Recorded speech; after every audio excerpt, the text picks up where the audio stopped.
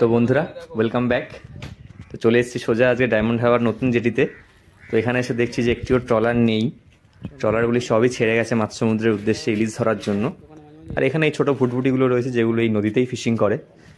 তো এখান থেকে ভাবছিলাম কিছু ভিডিও করবো, তো হলো না। তো বিকেলে গিয়ে আবার সেই আড়ত থেকে শুটিং করব। চলুন দেখা যাক। তো চলে এসেছি নগেন্দ্র বাজারের একদম মুখে। এখানে একটি খুচরো দোকানে, এখানে সমস্ত মাছই পাওয়া যায়, ইলিশ, চিংড়ি, ভোলা, আপনি যা চাইবেন। বাট আড়তের থেকে একটু দাম বেশি হবেই, কারণ ওখান থেকে তো লাটে কিনতে হয় অনেক করে, আর এখানে ওরা খুচরো বিক্রি করে। আপনি 1 কেজি 2 কেজি এখানে পেয়ে যাবেন, সেটা কিন্তু আড়তে পাবেন না। আর এখান থেকে কিনতে হলে আপনাকে কিন্তু একদম দেখে শুনে কিনতে হবে, এটা আমি বলে দিলাম। মানে এটা একদম আমার উপদেশ বলতে পারেন, দেখে শুনে না কিনলে কিন্তু ঠকতে পারেন আপনারা। তো আড়তে দেখবে, বা চলুন। চলে এসছে একদম সোজা আড়তে, একদম ইলিশে ভরপুর এখন আড়ত। প্রচুর পরিমাণে ইলিশ ঢুকেছে, আপনারা দেখুন। এগুলো প্রায় 400 গ্রামের ইলিশ। ওই সাইডেও ইলিশ পুরো ঢালা রয়েছে, এখানে এত ঢালা, আবার এই সাইডেও ঢালা রয়েছে। আপনারা দেখুন প্রচুর পরিমাণে ইলিশ ঢুকেছে, সেই কারণে দামটা একটু কম চলছে এখন। প্রায় 500 টাকা, 450 টাকা, ভালো হলে 600 টাকা। এগুলো 450 গ্রামের ইলিশ মোটামুটি এই দামে যাচ্ছে এখন। আপনাদের মার্কেটে অনেক সস্তা হয়ে যাবে আশা করি।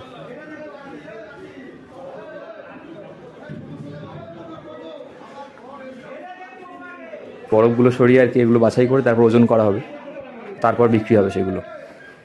আর আজকে অন্যান্য আড়তে যদি ভালো কিছু মাছ দেখতে পাই সেটাও আপনাদেরকে দেখাবো।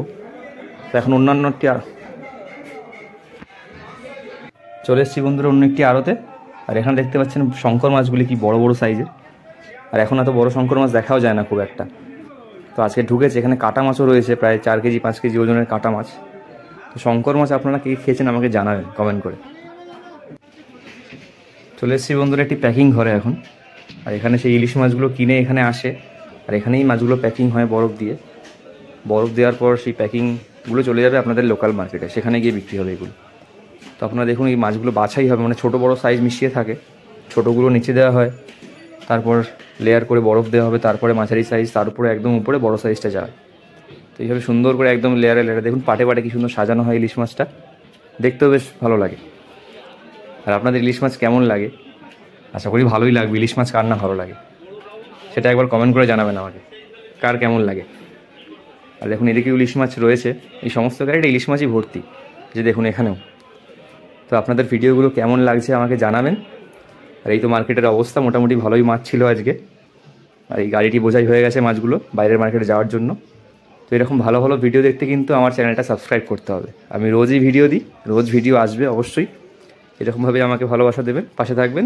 অসংখ্য ধন্যবাদ।